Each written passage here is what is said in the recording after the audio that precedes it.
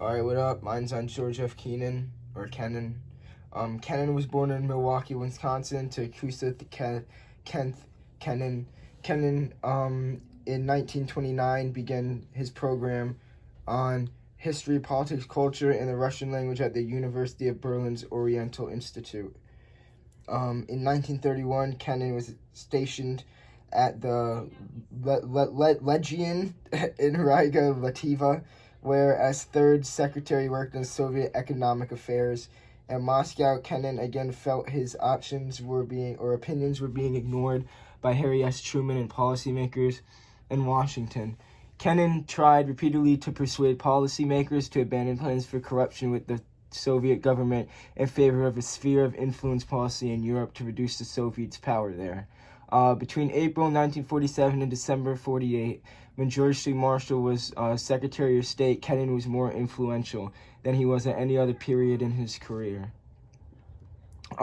Marshall valued his strategic sense and had him create and direct what is now named the Policy Planning Staff, the Staff Department's internal think tank. Although Kennen regarded the Soviet Union as too weak to risk war, he nonetheless considered it an enemy capable of expanding into Western Europe through subversion, given the popular support for communist parties in Western Europe, which remained demoralized by the devastation of the Second World War.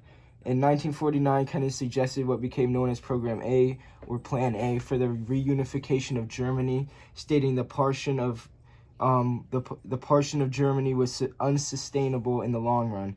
Kennen argued that the American people would sooner or later grow tired of occupying their zone in Germany and would inevitably pull their forces out of East Germany, knowing full well that they could easily return from their bases in Poland, forcing the United States to do likewise. But as the American locked bases in other Western nations, this would hand the advantage to the Soviets. Besides resolving the German question, Kennen argued that Program A would, by arranging the remaining Red Army forces in Germany, be supplied by sea, remove the principal Soviet pretext for occupying Poland, and would ensure that a unified Germany would become a third force in the Cold War, aligned neither with Moscow nor Washington.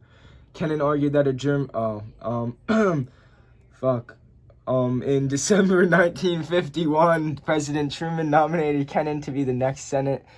Whatever, bro. He died in 2008 at the age of 98.